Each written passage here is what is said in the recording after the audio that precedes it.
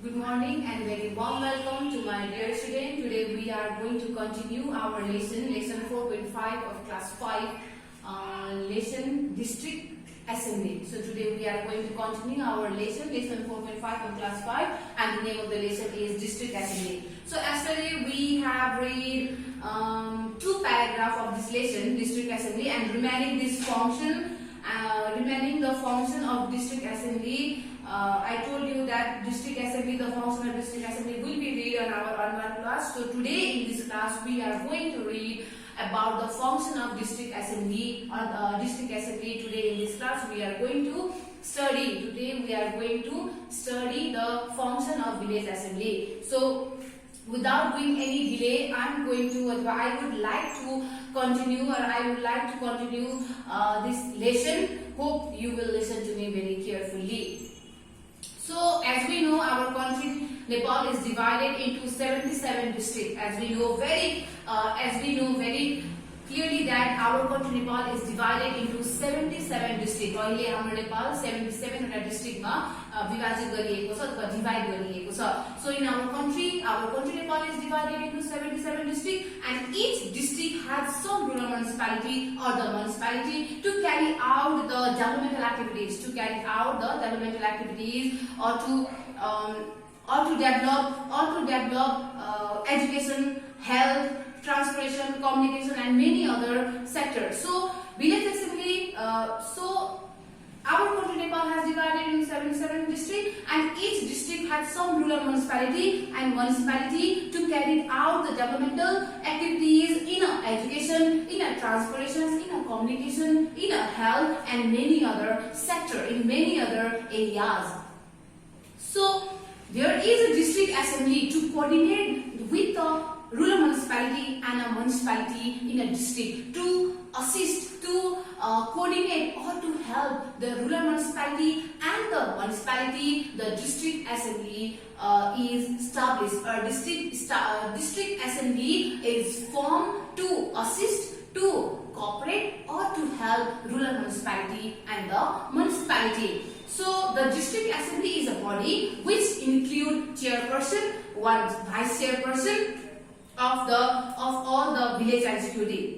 So in village assembly or in district assembly there is one chairperson and there is one vice chairperson. District assembly ma एउटा अध्यक्ष हुन्छ, एउटा उपाध्यक्ष हुन्छ भने in village assembly there is mayor and a deputy mayor. So in a village executive there is one chairperson and one vice chairperson, and in a municipal executive there is one mayor and a deputy mayor. So the first meeting of district assembly take place within 30 days after the result of the election of the village and the municipal assembly. So in a village executive मा के हुन्छ, village executive मा के हुन्छ, एउटा chairperson हुन्छ. I told you yesterday also, one chairperson and one vice chairperson. Yeah. So in municipal executive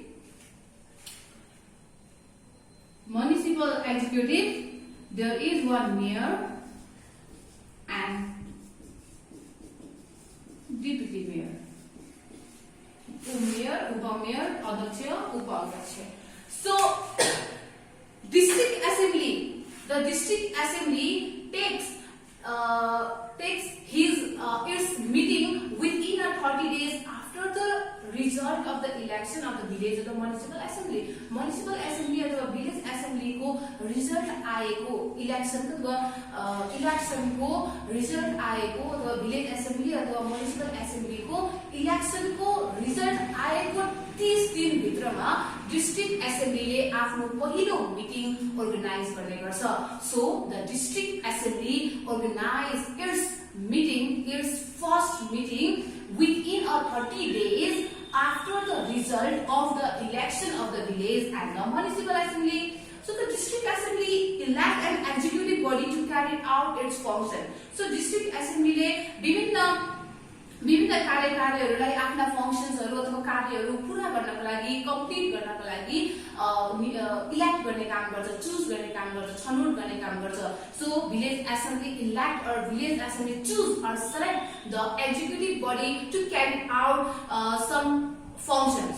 So it is called the district coordination committee। र त्यो इलेक्ट गरिएको अथवा त्यो छनौट गरिएको अथवा त्यो सेलेक्ट गरिएको एक्जिक्युटिभ बडीलाई हामीले डिस्ट्रिक्ट कोअर्डिनेसन कमिटी भनेर भन्ने गर्छौं। That elected executive body is known as a district coordination community. So the district coordination community consists of maximum 9 member including a chief, deputy chief, minimum 3 women member and 1 member from the Dalit or the minority group। र district coordination कमिटीमा कुल मिलाएर 9 जना सदस्य हुन्छ।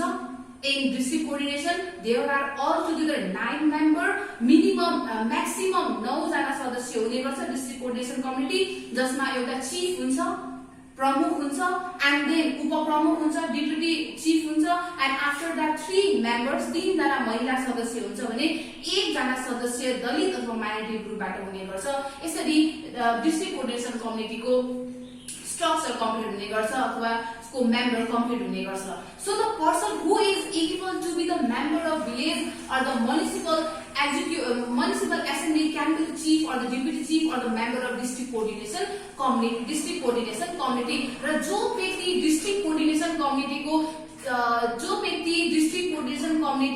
को chief बन्नको लागि, प्रमुख बन्नको लागि अथवा डिप्युटी चिफ अथवा प्रमुख उपप्रमुख बन्नको लागि अथवा डिस्ट्रिक्ट कोअर्डिनेसन कमिटीको सदस्य बन्नको लागि योग्य हुन्छ अथवा क्वालिफाइड हुन्छ, एलिजिबल हुन्छ, ती व्यक्ति मात्र डिस्ट्रिक्ट कोअर्डिनेसन कमिटीको चिफ अथवा डिप्युटी चिफ अथवा सदस्य बन्न पाइन्छ।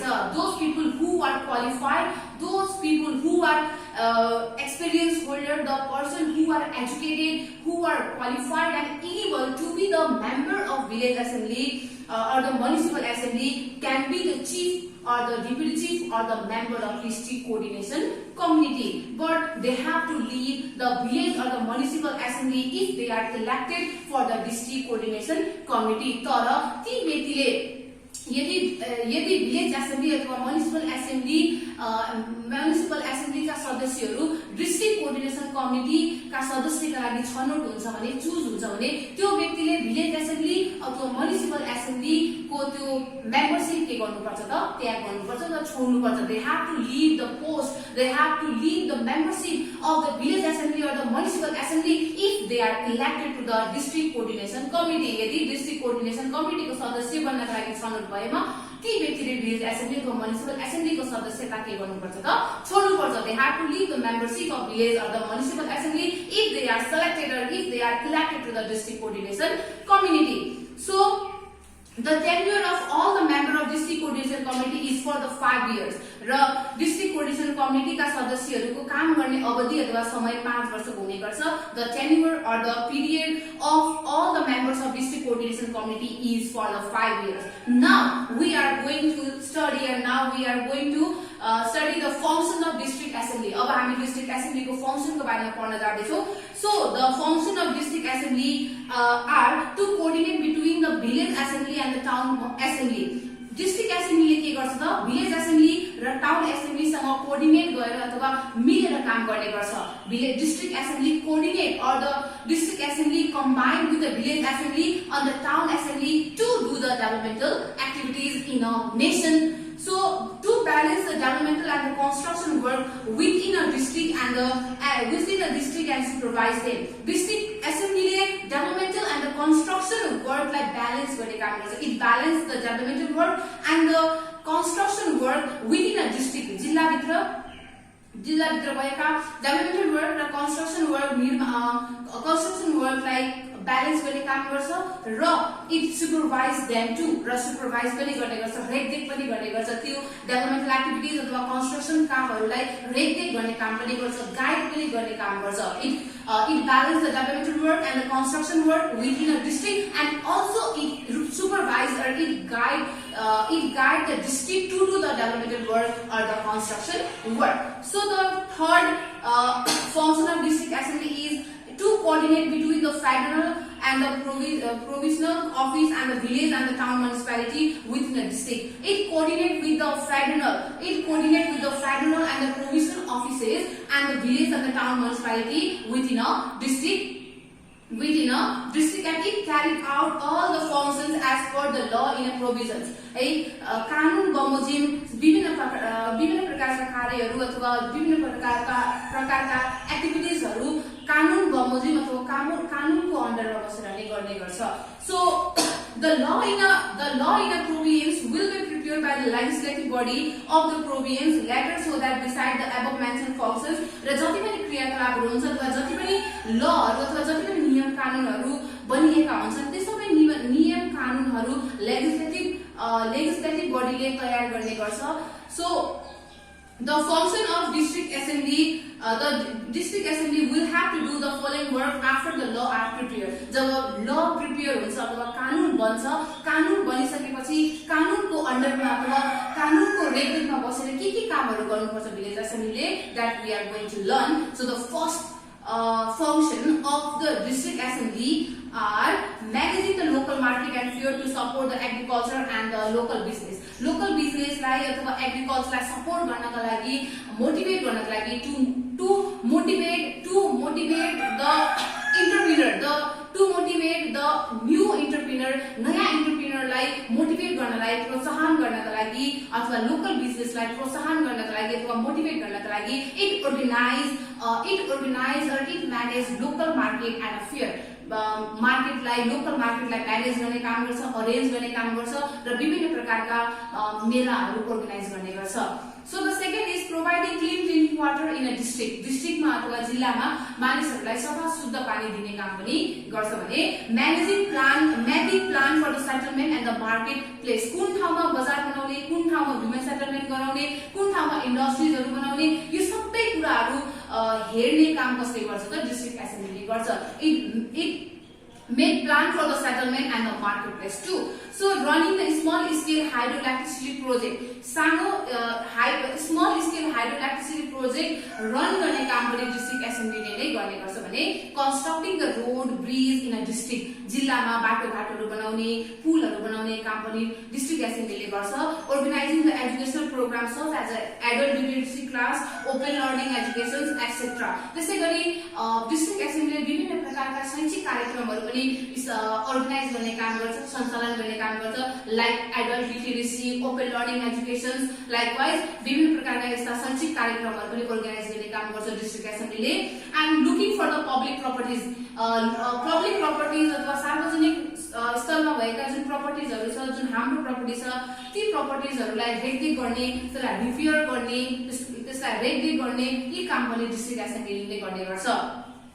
So establishing the park, cinema hall, libraries, auditoriums and other recreation center. र विभिन्न प्रकारका पार्कहरू भयो, सिनेमा हलहरू भयो, लाइब्रेरीजहरू भयो, अडिटोरियम, सभागारहरू भयो अथवा विभिन्न प्रकारका रमाइलोको लागि मान्छेले रमाइलोको लागि मनोरञ्जनको लागि बनाइने विभिन्न प्रकारका जुन ठाउँहरू छ, ती सबै प्लेसेसहरू अथवा ती सबै ठाउँहरू डिस्ट्रिक्ट एसेम्ब्लीले बनाउने काम गर्छ, एस्टाब्लिश गर्ने काम गर्छ.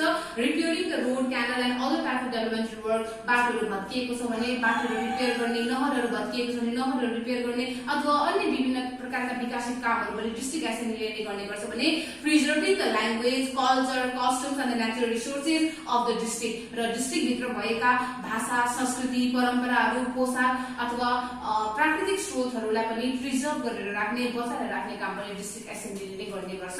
So looking after the historical, religious and the cultural side in a district. र डिस्ट्रिक्ट भित्र भएका ऐतिहासिक अथवा धार्मिक अथवा सांस्कृतिक स्थलहरूलाई प्रिजर्भ गरेर राख्ने, त्यसलाई रेखदेख गर्ने काम पनि डिस्ट्रिक्ट एसेम्ब्लीले गर्छ. District assembly look after the historical, religious and the cultural heritage side too. So serving the poor, helpless and the orphan and the people with a disability in a district. र जिल्लामा भएका गरिब, असहाय, अशक्त अथवा अनाथ बालबालिकाहरू, अपाङ्ग व्यक्तिहरूलाई सहयोग गर्ने मद्दत गर्ने काम पनि डिस्ट्रिक्ट एसेम्ब्लीले नै गर्ने गर्छ। Helping for the reconstruction of the school, temple, road and other public place, र कुनै पनि पब्लिक प्लेस अथवा पब्लिक प्रपर्टी भत्किएको अवस्थामा छ भने, रिपेयरिङ गर्ने कन्डिसनमा छ भने त्यो पब्लिक प्रपर्टीलाई रिपेयर गर्ने काम पनि डिस्ट्रिक्ट एसेम्ब्लीले नै गर्ने गर्छ। And the last function of district assembly is providing the poor but the intelligent student with the educational materials and scholarship, र गरिब जेहेन्दार बालबालिकाहरू जो बच्चा गरिब भए तापनि पढाइमा एकदमै ट्यालेन्ट छ, इन्टेलिजेन्ट छ, पढ्न रुचि राख्ने गर्छ, ती बालबालिकाहरूलाई स्कलरशिपको सुविधा दिने अथवा पढ्न एजुकेशनल मेटेरियल्सहरू पढ्नका लागि जुन सामानहरू चाहिन्छ, मेटेरियल्सहरू चाहिन्छ, जस्तो कपी किताब कलमहरू भयो, यी कुराहरू चाहिँ प्रोभाइड गर्ने काम पनि डिस्ट्रिक्ट एसेम्ब्लीले नै गर्ने गर्छ।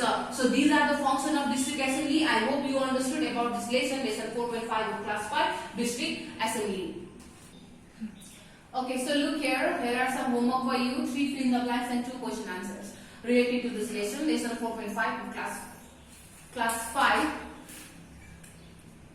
5 district assembly. So first come to the fill in the blanks. First question, the name of my district is bracket. So you have to write the name of your district in this bracket, okay, in this space. So in the question number 2, the tenure of the district coordination committee member is bracket. District coordination committee को काम गर्ने अवधि कति हुन्छ, समय कति हुन्छ? You have to write the period, you have to write the tenure of the district coordination committee in question number 2. So in the question number 3, there are altogether bracket district in our country. हाम्रो नेपालमा जम्मा जम्मी कतिवटा जिल्ला छ? You have to write the number of district in question number 3. So likewise you have to complete this fill in the blanks. Now come to the question answer. Question number 1, what are the function of district assembly? So in this lesson district assembly, for lesson 4.5 of class 5, in this lesson district assembly we have read almost 10 to 15 function of district assembly. हामीले यो च्याप्टरमा 10 देखि 15 सम्म district assembly का फंक्शन्सहरु पढ्यौं। त्यो मध्ये you have to write, among them you have to write only 5 function of district assembly in question number 1. त्यो 10-15 वटा functions मध्ये 5 वटा फंक्शन डिस्ट्रिक्ट एसेम्ब्ली को 5 वटा फंक्शन question number 1 मा लेख्नु होला। You have to write 5 function of district assembly in question number 1. So question number 2, how is district coordination committee formed? District coordination committee कसरी बन्छ? How did DCC अथवा district coordination committee form? कसरी बन्छ? You have to write the formation of district coordination committee in question number 2. So you have to do this question answer. I hope you can do this question answers by yourself at your home very seriously. So thank you so much for your valuable time.